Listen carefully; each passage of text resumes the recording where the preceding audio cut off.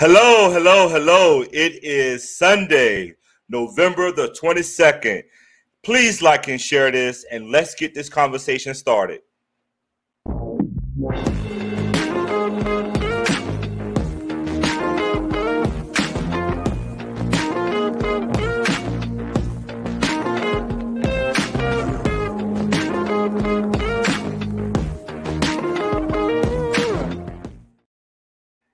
Hello, hello, hello again. Hello again. Please let me know that you're out here. Please let us know that you're here. Please like and share. I am so super excited about tonight. And guess what? I am still excited about your future, our future. And let's just get right into it. I am Thomas Davis. I am the host for this evening. I am just glad and honored to be able to be here on a Sunday evening, watching this great show with you, being a part with you. I'm super excited that we are so-called winning right now. Let's hope that this wins. Let's just hope that the Dallas Cowboys stay up. But hey, who knows? It's 2020. Anything can happen. Again, I am Thomas Davis. I am pleasured and honored to be here with you tonight. And I promise you, you will not be disappointed in the discussion that we are going to have tonight. I'm super pumped. My guests are super pumped. We are all excited, and we just want you all to let us know that you're here. Please don't shy away from making some comments in the camera. Please like and share. Please drop your name in the comments so we can see you. Hey, Miss Carol, I'm excited too. Hey, Mom, I'm excited that you're on. Hello, everyone. Hello, hello, hello. All right. So, as we always do, this is Season 1, Episode 2 of Move Mountains and Break Barriers. How many of us are excited about moving some mountains in our lives? How many of us are excited about breaking some barriers? We got to do it. Have to do it. It's important. We got to do it. So I'm just super excited about that. So let me just go and do a quick pause for the call. And typically what I like to do is before we go into a great discussion, we always want to be thankful for what we have, where we are, and where we are going. And so last week we gave a huge shout out on last month about being thankful for our frontline workers, being thankful for everything that people are doing to keep us safe during these times of a pandemic. We are thankful for them still. But now, as we are going into the Thanksgiving holiday, let's be thankful for where we are. Let's be thankful that we can wake up on Thursday morning and say, hey, this may not be the traditional way that we celebrate as a family, but I'm thankful that each and every one of us are still alive. Even if we got to Zoom it and do a FaceTime call, let's be thankful for the small things, thankfulness, gratitude, and grace. I just want to just say I am thankful again for each and every one of you. I am thankful that we are still here, and know that even in not so good times, we still can find something to be excited and thankful about. So I just want to say again, thank you again for being online tonight. I love you guys. I love the feedback, and we're going to have a great and dynamic show tonight. Okay, so let's get into the discussion. So as you've seen on social media and throughout many posts, we've been talking about last week, what was our perception? Who are we? Who we stand for, how others perceive us, how we perceive ourselves. And we talked about that, and we loved and we learned last week that you got to love who you are, and most of all, we have to own who we are. If you love who you are and we own us, then it does not matter what other people perceive or think about us. We moved those mountains last week, and we began to break those barriers. Aren't you guys excited about it? Because I know I am. When I say I am super excited about our future, I really mean that wholeheartedly. I am excited about each and every one of you, even to people that I don't know. I'm just excited because we have learned in 2020 two things. A, we don't know it all, right? And B, we know that there are some things that happen that we cannot control, even if we wanted to. So we have to be thankful. We have to be secure in ourselves. And most of all, we got to keep walking forward. What you say about that, team? All right, so here we go. Tonight, we are going to talk about purpose. Purpose. Purpose. Say it with me, y'all. Purpose. Are you walking in your purpose? Are you living in your purpose? Do you even know what your purpose is? Some of us still are trying to find it out, but guess what? We're going to help you out on tonight. I promise you, we're going to help you out. So before we go into a show, there are some things that I feel as a licensed therapist that we have to do to make sure that we are in alignment. And I love the fact that we have to make sure that we know what we're talking about. So we're going to go into some light discussions, something for everybody. I said this on a former show, Lottie Dottie, everybody. Those back in the 80s know about that song. So don't think I'm old. I just love old school music. All right, purpose.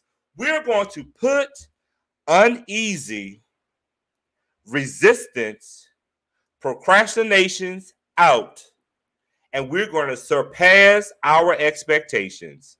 Purpose. Purpose. What is your purpose? What is our purpose? Are we really walking and living in our purpose? Our gifts are visible. We have to see it. So what are we looking at? What am I looking at? And I can tell you my purpose. Never. Those who know me know I love taking a picture and posting it on social media. If you follow any of my social media accounts, I got thousands and thousands of pictures. However, me sitting here on this platform doing this was something that I have been fighting for years.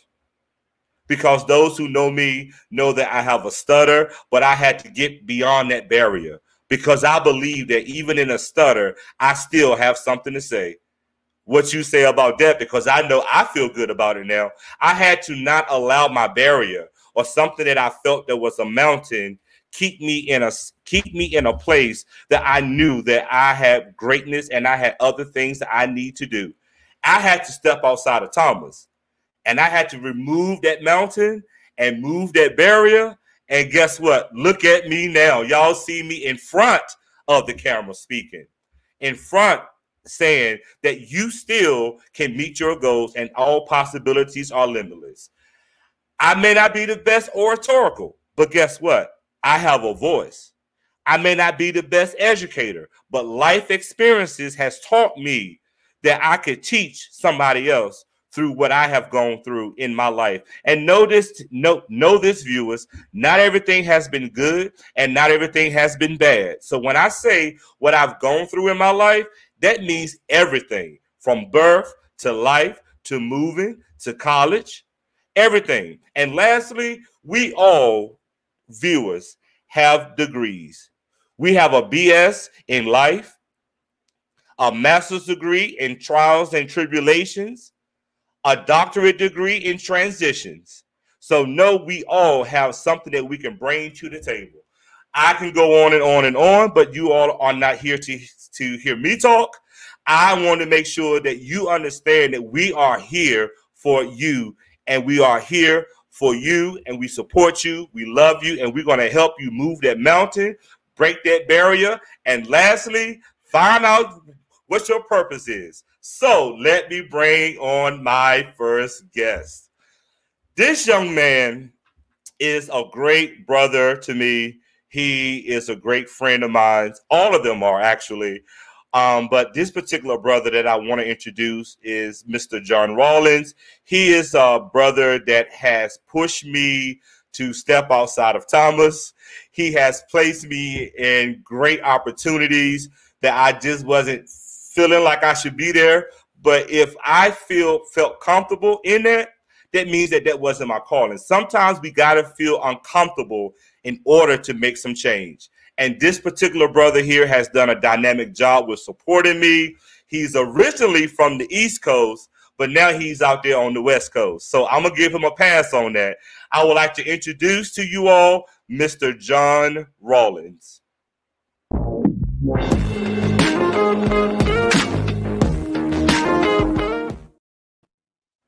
Hey, Mr. Rawlins. What's up, John? What's happening, brother? How are you? Hey, how you doing? I am enjoying the West Coast, which is wonderful. I like my East Coast too, but you know, there's something about the West Coast that is growing on me. So I have to admit. You know what?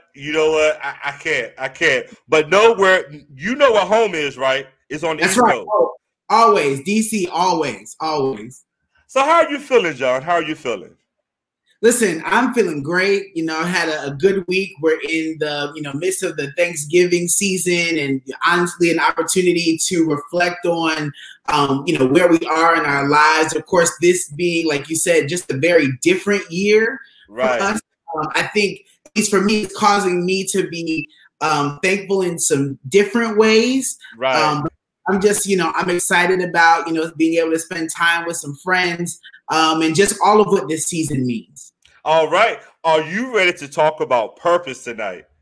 I am. I'm ready to talk about purpose. All right. So hold on. All right. I would like to introduce you to our next guest. This next guest that I want to introduce is Mr. Desmond Mccall. This young man, he and I have been friends for over 10 years. Long time. We haven't changed. We just have developed and grown. This young man has a great calling on his life. He's a great person that can give you sound advice. And they go hold one thing against him. We all make decisions to be part of great organizations. But I love him like he's still my brother. Without further ado, I want to bring on Mr. Desmond Mccall.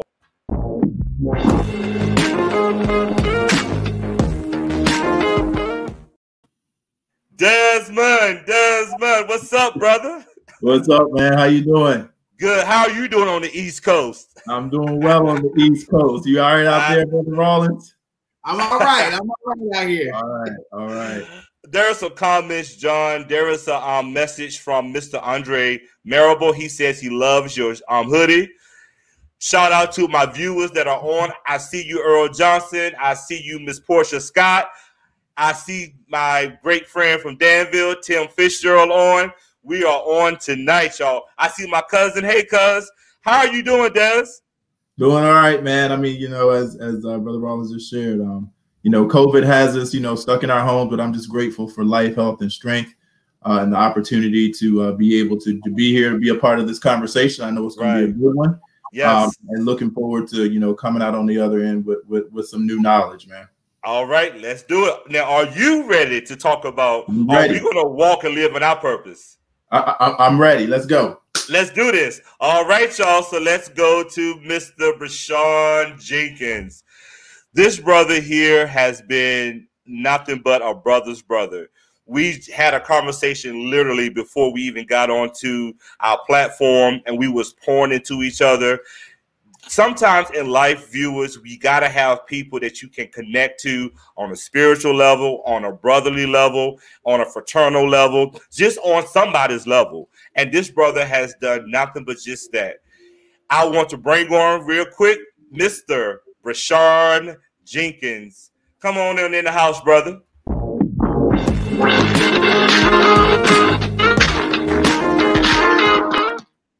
Good evening. Hey, how are you doing, Mr. Jenkins? I'm wonderful. Excited about being here. Excited to getting. Excited about talking about what we're talking about. All right. Ready to see how we can go on this journey together for self-discovery and being our best. Right. Awesome.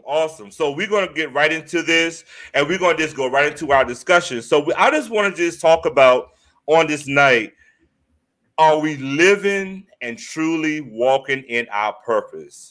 Right? Do we really know what our purpose is? Do we know what the purpose looks like? Are we walking in our calling? Are we using our gifts? Are we using our talents? So I just want to just jump into the conversation. Are y'all ready? Because let me tell y'all something. I am ready. D for the discussion. Let's go. All right, let's go. All right, so I want to bring a basic definition before we start. The definition of purpose is this: the reason for which something is done or created, or for which something exists. That word existence, our purpose. So, John, I just want to just talk with you real quickly. What do you think you bring to the table, and can you share with us what your purpose is? Absolutely. And it's funny that you asked that, because a couple of years ago when I was pursuing my master's degree, they asked us a similar question and we needed to kind of flush it out right in a paper. I boiled it down to 3 words. It's real simple for me. It's 3 words. And literally everything that I do is connected in these 3 words. So the first word is culture.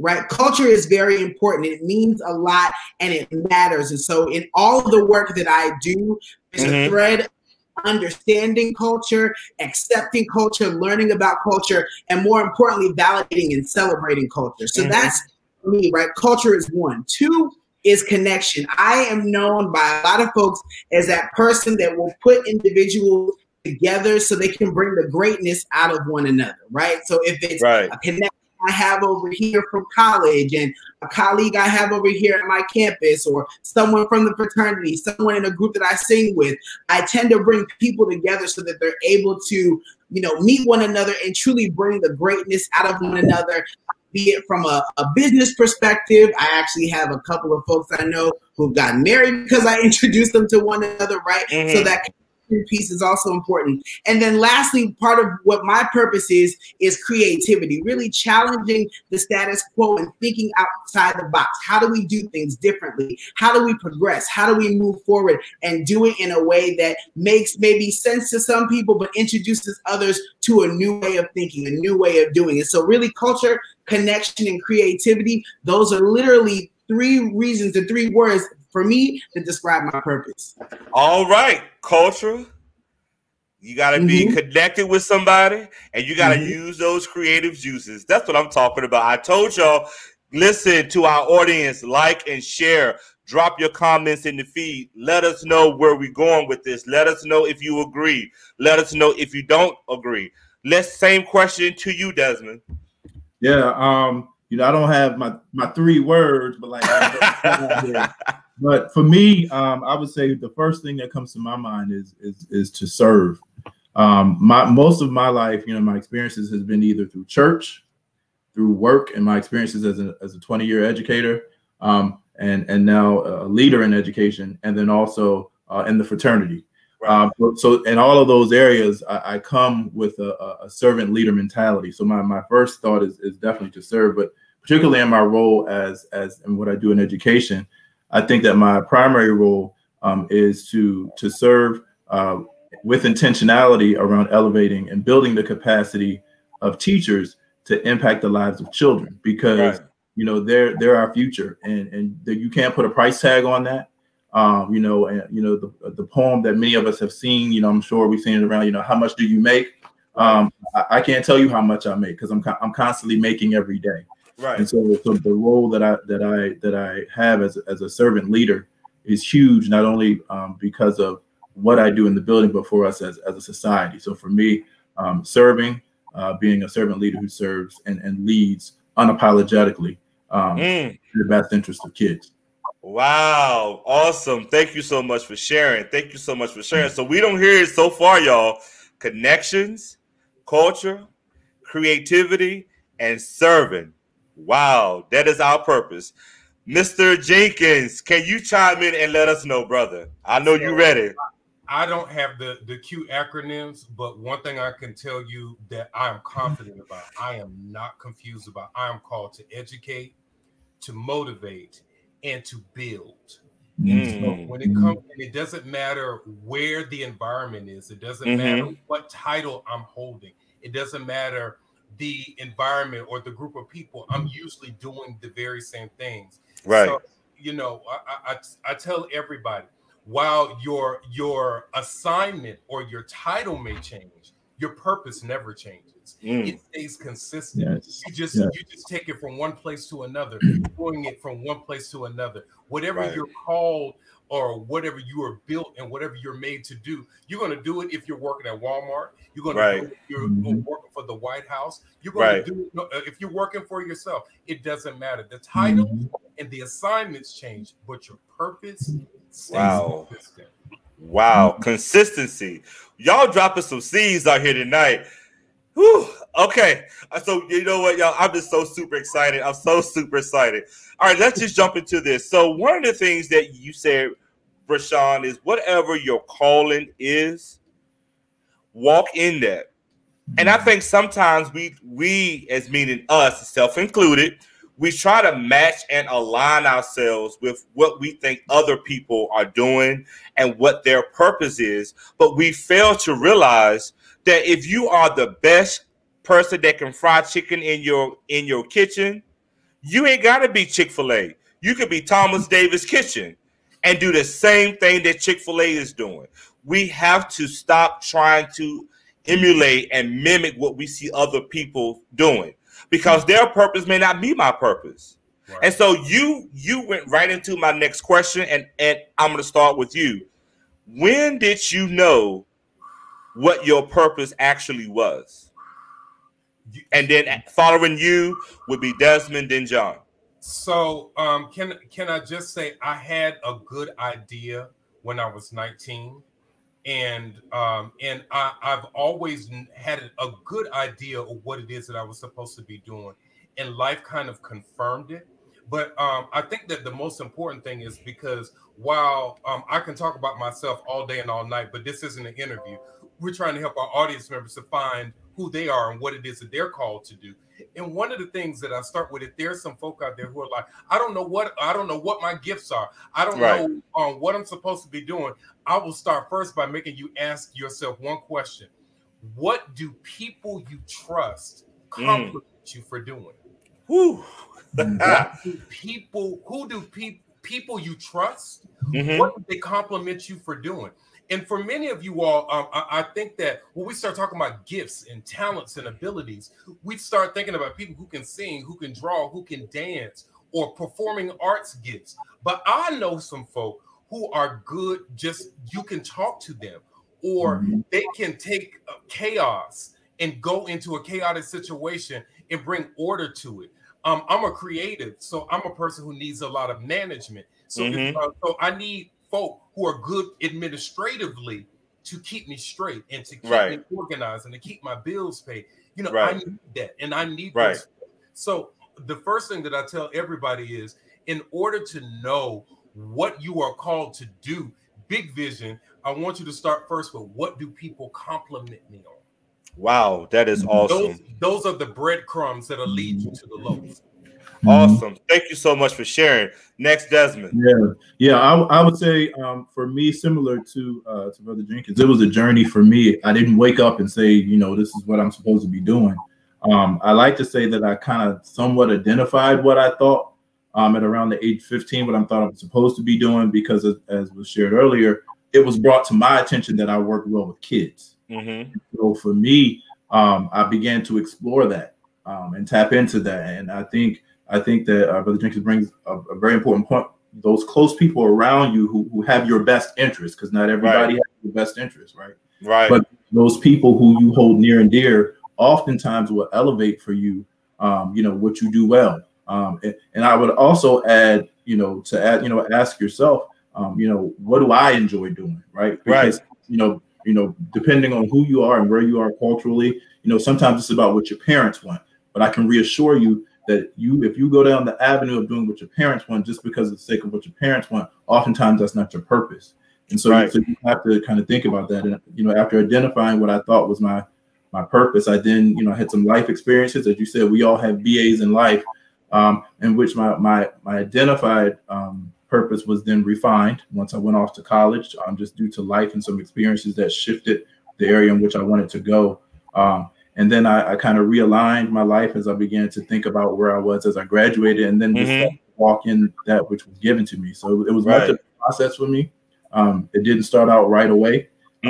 but I kind of started out just as Brother Jenkins shared. There were just these areas that people always said, "Oh, you're really good at this." I mean, I was great at things, but it was those things that weren't the showy things. You know, I was an athlete. You know, I was good at that. You know, I was I was a nice kid. But there were few people who saw me engage with kids, and they were like, "Wow, you know, at Sunday school, leading people," and they'd be like, "Oh, wow, you really were able to get them to refocus and recenter. You know, how'd you do that?" And I'm like, I don't know. I just, you know, whatever it was. So sometimes those are just unnatural gifts. They show themselves, and not always to the person, but to other individuals.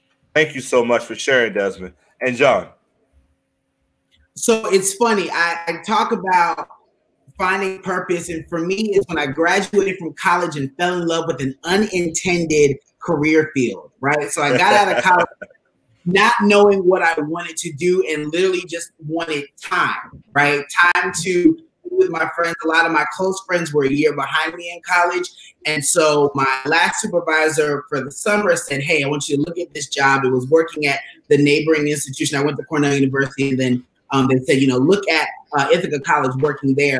And it was supposed to be a 10-month position interim, where I was just kind of, for me, collecting a check, setting myself up for what I thought I wanted to do next. And each and every day, I woke up excited to go to work. Each and every day, when I got there and I would work with students, it brought something out of me that I didn't really know that was there. And so what was supposed to be a 10-month interim position turned into the first 8.5 years of my career in student affairs. And for me, I saw through the work that I was doing, the connections, again, going back to what I talked about earlier, right? The connections that I was making and helping students to be connected, how I was able to make it my own thing, because at the time, I only had a bachelor's degree, and I was in a position that needed a master's. So I was a little creative in terms of how I wanted to engage with students, because I was a little closer to their age than maybe some of my other colleagues. I was able to connect with them in a different way. And also because my position working in multicultural affairs kind of pushed the importance of culture on a predominantly white college campus, I started to see like where my path was going. And again, for me, it was like, this is it. I didn't intend this to be this way. Like they mentioned earlier, if I had gone the path that my parents thought I was going to go, I would be a lawyer. But I found my passion and my purpose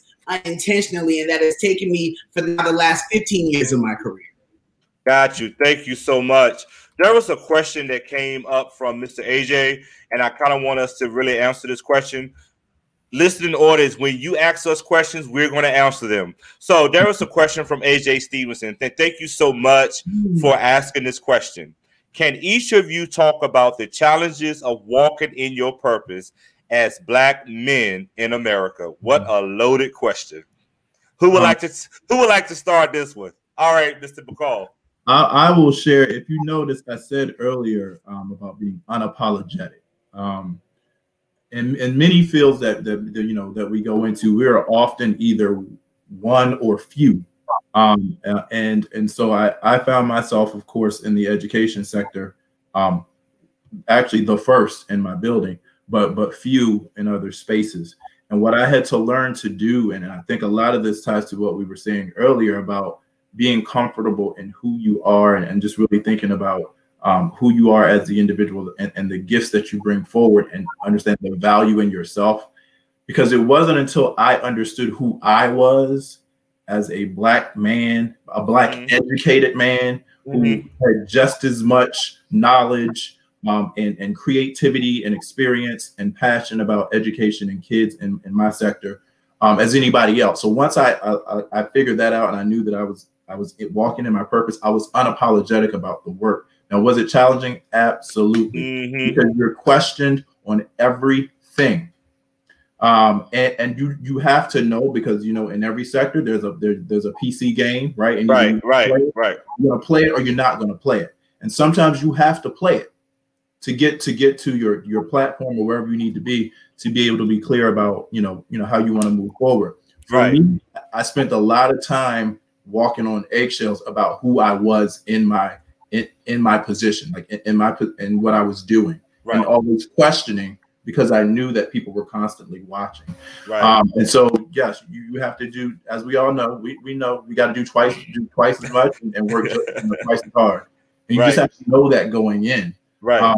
And know that once you get to where you need to get to, that you don't forget that there's other people behind you doing the same thing. And then it's your responsibility to actually reach back and pull them forward. Wow, Chantrell Scott said so true. Thank you so much. Mr. Jenkins, can you answer this question? You got to know when to hold them, you got to know when to fold them, and you got to know when to walk away. Because when you are a Black man working in certain places, especially spaces that are not usually accustomed to having people who look like you in the space, there's a great deal of perceptions that you have to overcome. So you have to use wisdom. You have to be discerning. You have to know when you can do certain things and when you can. And a lot of those things come from wisdom. A lot of those things come from stepping on a lot of landmines. Like the things that I do as a professional in my 40s, I learned all the wrong things from when I did them in my 20s. Right. So it takes wisdom. And it's nothing that is a quick fix. So you have to learn sometimes by making mistakes, watching other people make mistakes, and learning. What I tell anybody as a Black man, when you come into a new environment, watch more than you talk. Figure out the lay of the land. Don't feel like you have to have all of the answers. Watch and pay attention. Find out who the game players are. If the boss is wearing three-piece suits and everybody else isn't, then you need to pay attention to those things, because if not, you'll alienate yourself and you will be the first to be kicked off the island first. Ooh, okay. All right. We're going to go right on into John. Hey, what do you say, brother? So listen, this is such a good question. I'll put it this way. So again, I mentioned I was 21 when I was just out of undergrad. So I was 21 when I started working on a college campus and working with students who were 17, 18, 19, 20, 21. And even I remember I had a 40-year-old student at the time, right? So there was definitely a bit of a clash at the beginning. But one of the things that I had to remember, and one of my colleagues had to remind me, was to really understand the value of what I bring to the job and to the campus because of who I am. Right. So I was one of the only Black men in that kind of administrative role in that area of student affairs outside of one other person. Right. So I brought this aspect of, again, culture. I brought this different way. I have a different swag, a different way of doing things that connect with some students much more than they would deal with other people and try to connect with other people that didn't necessarily work. And it was interesting for me because, again, I only had a bachelor's coming into the job and everybody else had a master's. And I used to think, I'm already at a disadvantage. But my colleague had to remind me that the things I have done in my life brought me to this job. The things I experienced in my own educational journey made me qualified to be here. And so, yeah, you may not necessarily have that degree in the moment, but you have a whole bunch of stuff that a degree won't ever teach you. You'll have a whole bunch of experiences that you cannot get just doing a master's program. So when I realized that, and I realized the value of what I brought to the table because of who I was, everything shifted.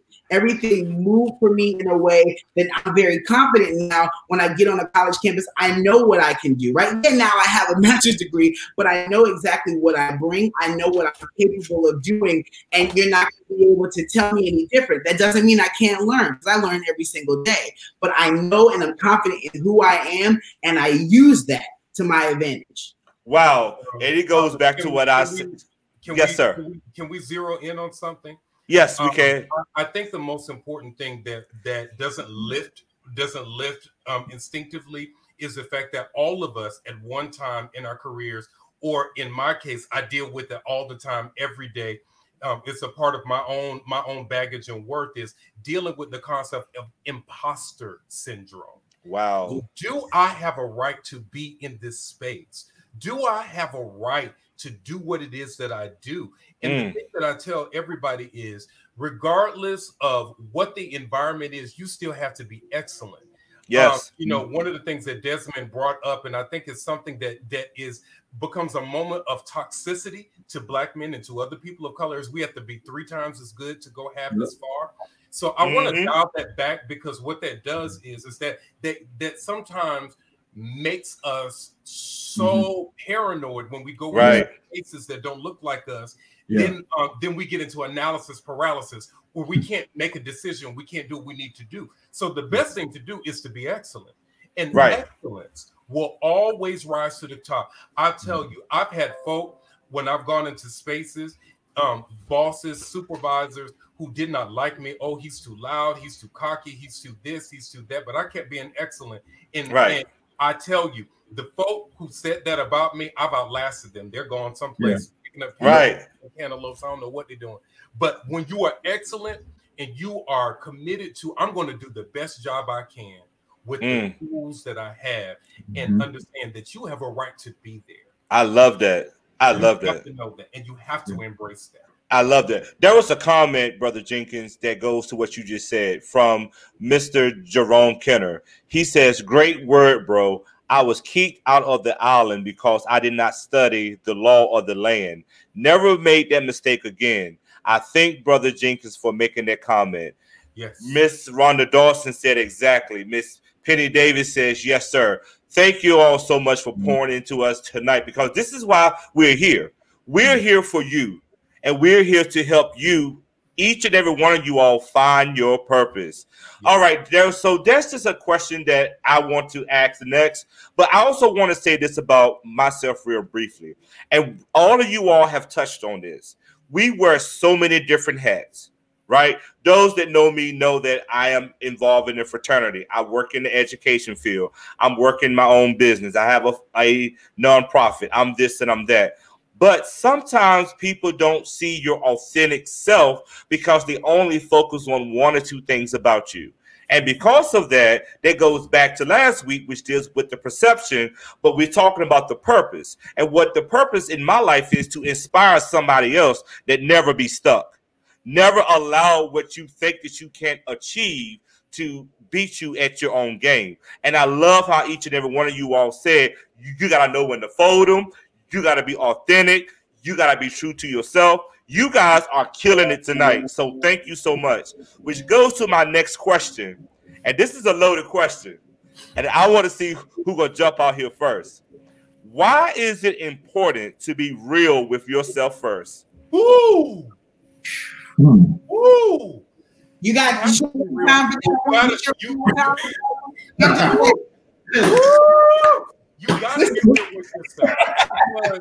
Because none of your co-workers, none of the people you serve go home with you.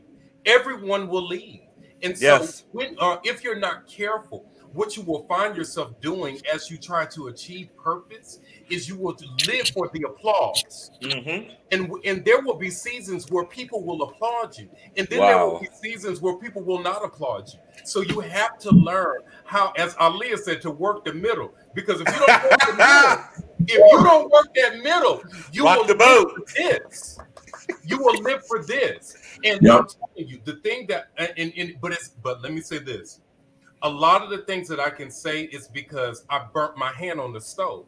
Yes. Fire, not touch it, ouch. And so I've learned this, so I can speak to that. But I'm telling you, you gotta be you. I am a loud boy from the country. I am this way everywhere that I go. And there's some folk, and it really bothers folk, and people like, he too loud, he too this, he too that, he too so much, da, da, da, da. But the thing about it is, I had to be real with me. And when I tried to dial it back, when I tried to be less, when I tried to be small and to diminish, then it kept me from being my best. And in other words, Thomas, it kept me broke. Right. And that's the meaning of broke. Yourself, it will keep you broke. And many of you all are not in the place where you want to be financially, is because you got a gift that is not in operations. And a gift that is not in operation will keep you broke. And will you please let them know that you ain't talking about being broke money-wise? No. I'm talking about all of it. All right. I'm talking about all of it. All right. John, jump right in real quick. Listen, I thought about this just when he was talking, because I think this is so very important. If you're not real with yourself, then how can you show up authentically, right, to your colleagues, you mentioned, how can you show up authentically to anyone? So one thing I recognize now, you know, more than I did before, is how multifaceted I am, right? So I mentioned, you know, I work in student affairs, but I'm also a creative, I'm a musician, I'm a singer, I'm a writer, producer, right? And I used to keep all of that so very separate. So on like Saturdays and Sundays or outside of work, I would do my music stuff. And then when I go to work and somebody asks me something music related, I would probably, nope, I don't sing, I don't do any of that stuff. And I wouldn't share any of that because I felt like at the time I need to focus and be here, not really thinking about the fact that all of these things that I do outside of that in the more creative space actually will add to my value in this work as a student affairs professional. So now on campuses, and I know some of my colleagues are here, you know, at the drop of a hat, John, can you host this event? Or something will go on, especially in this virtual space, something will happen in this, John, can you just kind of jump in because they know I'm the one that has that kind of stage presence. I'm not afraid to speak up. I'm not afraid to host, to pivot really quickly, right? And so I bring that to the table in a way that is actually really valuable. And so I had to make the decision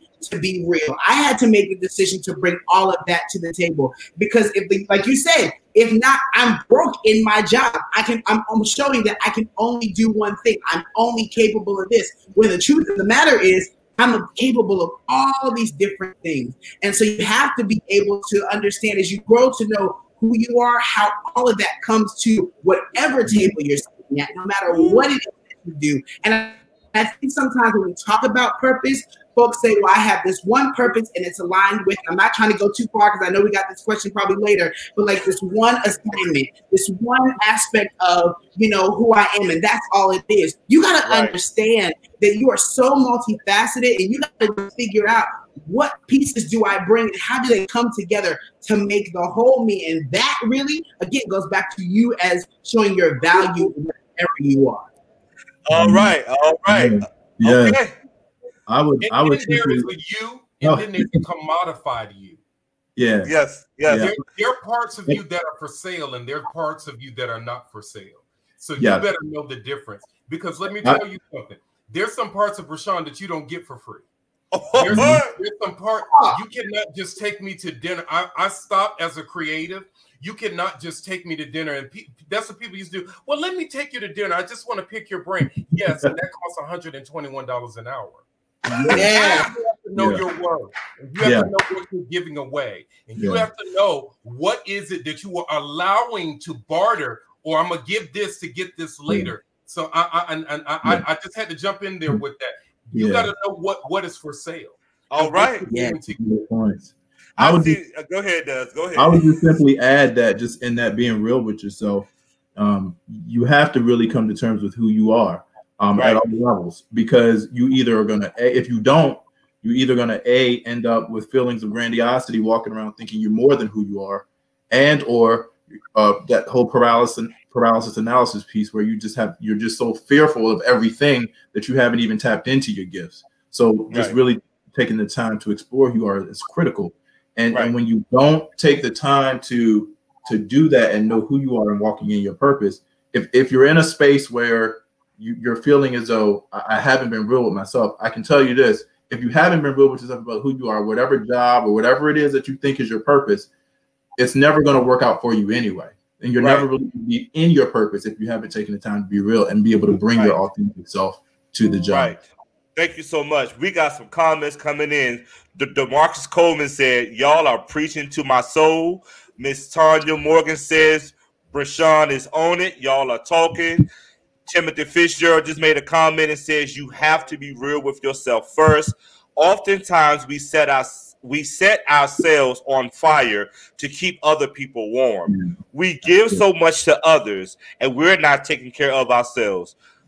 People that are watching tonight, your purpose sometimes is not to be the caretaker of everybody else.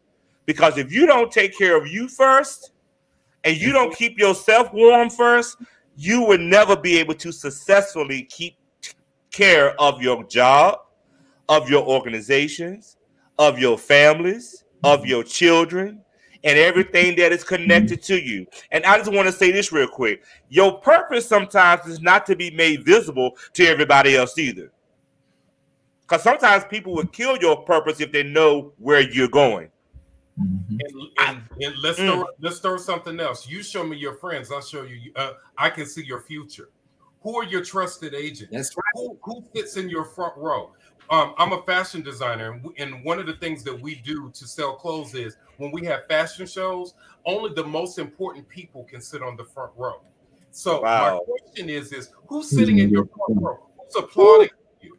Because some folk that you have on the front row probably need to be on the fifth row, and you probably need to be paid. But one of the reasons why we have a problem with prioritizing who sits close to us is people who may need to be closer to us. They may not look like you want them to look, may not have the degrees you want them to look like, might not be a member of your fraternity, may not, they might not be as accoutred, but they are the person who is assigned to get you where you need to go. Right. So what our need for all of us to do is not only to do gift assessment, but also to do friend and associate assessment too. Because some of our friends are not friends, they hate y'all friends. Like we say in the country. They're good to speak to, and you just throw your hands up and say, "Hey, child, how you doing?" and keep it moving. That's what hello. You know what I mean? They're not the folk who you bring over and have in your house. They're not the who you share your dreams with. They're just hey, child friends. And if you don't know the difference, you will be broke. You will be broken. You will be despondent. And so you have to know these things, and you have to embrace it and know these things deep in your spirit. So, y'all, I just got to say this real quick. So many people are texting me crazy. We have to do a part 2 of this. So, guys, get ready for a part 2, okay? Right. Before I go there, there's a question that's going to come up. But before we go to this question, I just want to say this. If you wake up in the morning and you look at that person that's in the bed with you and you're not happy, that's not your purpose. When that alarm clock goes off in the morning and you like, I got to go down and get on this Zoom again, that's not your purpose. When you walk into that job and you feel like that you just so all over the place, that is not your purpose. So the question that I wanted to bring up next was from Miss McLaughlin, and she had a great question, which led me to actually say that. How do you know when you find your purpose? I'm gonna start with John. Listen, I would say this. For me, I knew I found my purpose again. That, like you just said, that waking up each morning and being excited about accomplishing something or bringing something new to the table with excitement in a way that it's not that, no one's going to be able to stop me, but I'm able to explain to someone who doesn't see the vision. I'm going to help you to see it in a way that you can and catch it, and you're going to run with me, right? And if you're not the person who's supposed to be running with me, we ain't going to worry about it. I'm going to just keep going without you.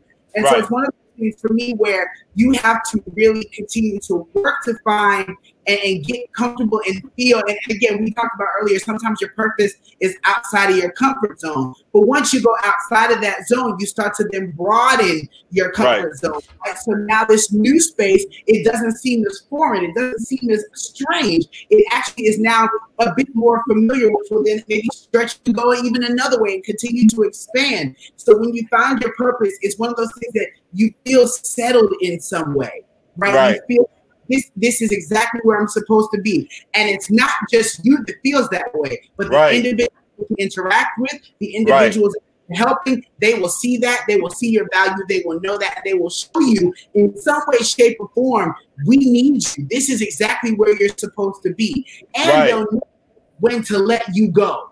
When it's time for that assignment to be done and over with, they won't move.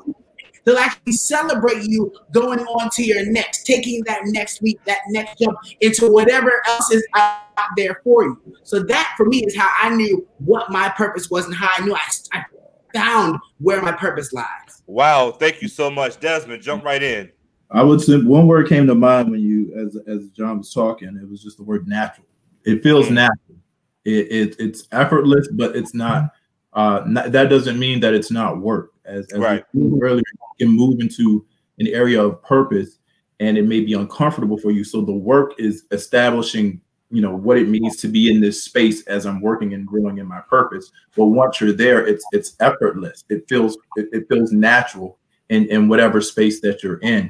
Right. And it's not just a job. You know, you wake up every day, yes, to go to work, things like that. That's not to say you won't be tired or it won't, because oftentimes, because it is your passion, it is right. your, you know, whatever it is, you have to do more, but it doesn't feel like it. So for me, you know, when I found out, I knew that I was there, because I never in a million years would I had ever thought that I'd be doing this.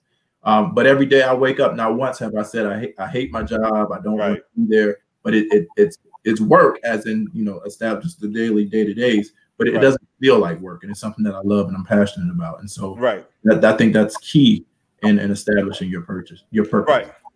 And Mr. Jenkins, can you share a little bit of? I don't want people to get it twisted. You got to know the difference between your purpose and an assignment.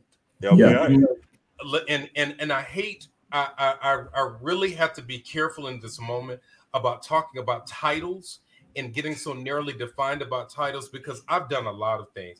I've lived a very Forrest Gump life, and I'm one of them creative Negroes that is hood famous. Like, you look at my resume, you like, this don't make sense. You did this and you did this, and now you're here. And I'm like, yeah, it just kind of worked like that. I'm a Forrest Gump Negro. That's who I am. But the thing that I embrace and I'm getting is a lot easier to do as I experience life more, is to understand when the assignment is done.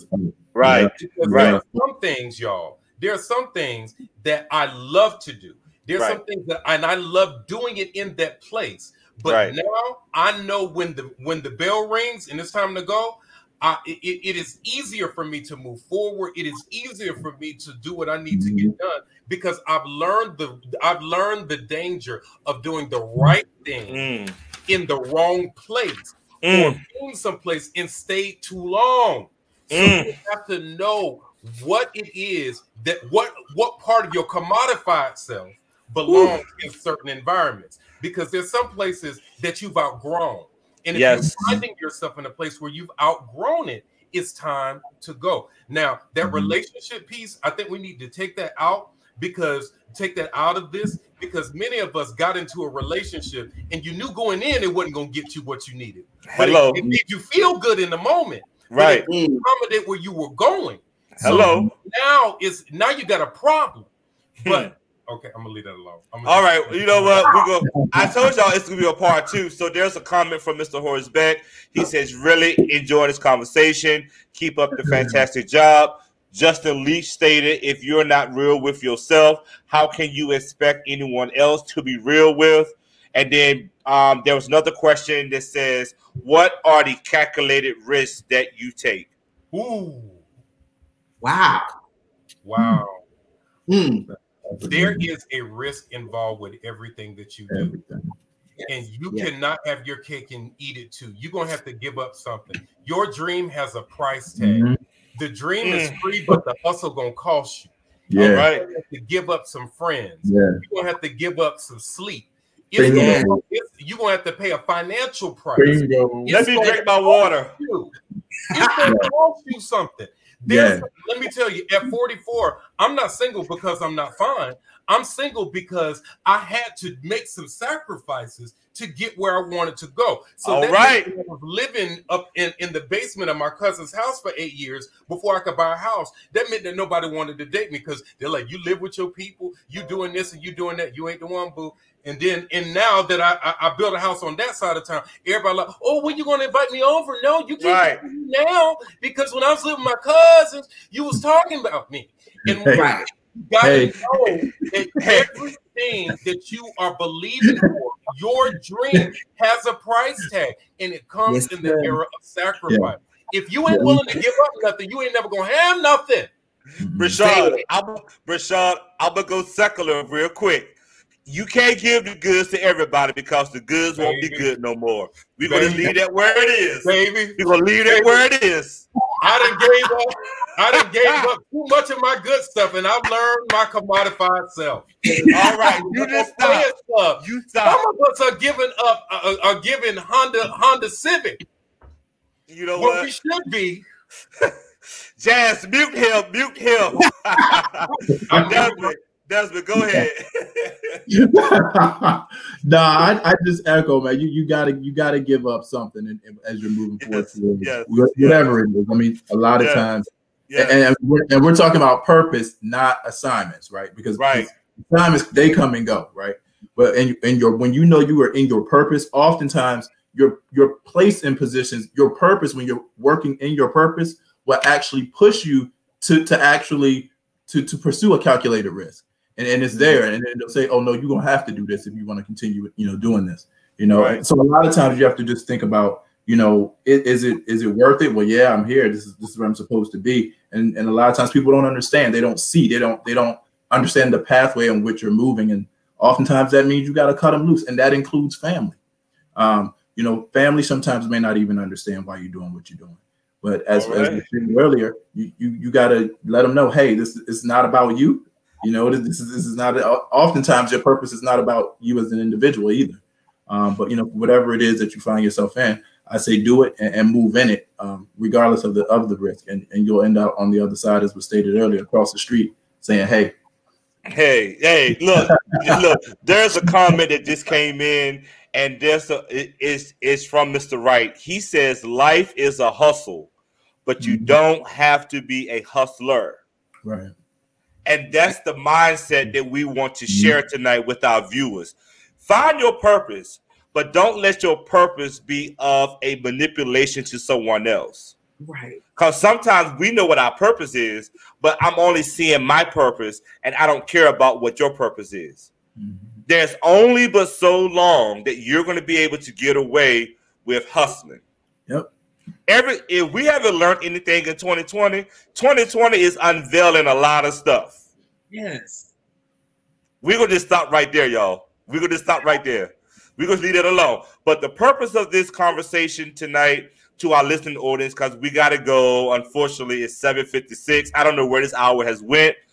But I just want to just share and allow my panel to share with them this one last question briefly. And while we're doing that, we're going to drop in our chat groups. Please give us feedback. Miss Jasmine is going to drop a chat link. We want your feedback. Click on the link. Tell us if you like the subject. What do we need to talk about? What do we not need to talk about? Give us feedback. It is anonymous. Please, please, please give us feedback, because this is why I'm doing this. It's not about Thomas. It's about letting everyone from all walks of life let their voice be heard. So it's 7:57. You guys got 30 seconds each to tell us how you know that you are walking in your purpose and your closing comments. Starting with John. I'll say this. At one point in finding my purpose, I realized, and this actually kind of ties to the last question about calculated risk. One point I knew I was in my purpose because I realized I had to walk alone, right? I realized that while I have an Ivy League education, and people say, well, why would you go into education? No one from an Ivy League institution goes into education, higher education, not making money and all this kind of stuff. And I realized I had to walk alone for a while. Right. And it was going to take some time for me to get everybody on board to see what I was doing and to see what my vision was for myself and my career. As I continued on, folks got it. Right. And I couldn't wait for them to get it. I just had to move forward. And so I think when you find your purpose, there is going to be that season where you're alone. There's going to be that season when you have no one necessarily around you who may see what you see. But as long as you see it, that matters. As long as you see it, that's what counts. You have to see it. Thank you. And any words of encouragement that you want to share with the people, because this could be part 2 of this. What will you say to someone that is still trying to find their purpose? I would just say 7 seconds. I would just say this. Don't think your purpose is wrapped up in being famous, but that's for part 2. Yeah, we go. All right, next. Brashawn. As you start to accomplish your purpose, just keep in mind that every day will not be peaches, but if you stay faithful to it and stay consistent with it, every day will be progress. Ooh, thank you for that one. Thank you for that one. And Desmond. Alignment is key. For me, it was mind, body, spirit, but whatever it is for you, Make sure that you're allowing yourself work to honestly reflect in terms of where you are, understand and assess who's around you, who you need to keep, who you need to get rid of. Pray and continue to move forward in that which He has for you. That's all I have from you right now. But definitely continue to just know that it doesn't come right at. It's not something that happens overnight. Is what I'll leave you with. Thank you so much. Hey, guess what, viewers? You know, we have their taglines where you can find them on social media and stuff. But guess what? We're going to wait to part 2 because we want y'all to come back and continue this dialogue. I'm telling you, this has been a phenomenal show. And I want to personally applaud you, Desmond, you, Rashawn, you, John, to our viewers. Brothers, we got views everywhere, y'all. So everybody's watching. So I want to say thank you so much for being on the show. Thank you for still liking our comments. I'm seeing the comments still flowing. Again, this is not about Thomas. It's not about Limitless. It's not about Rashawn. It's not about Desmond. It's not about John. It's about empowering you all that there is still hope. You can still be excited about your future. You can still do this. We got this.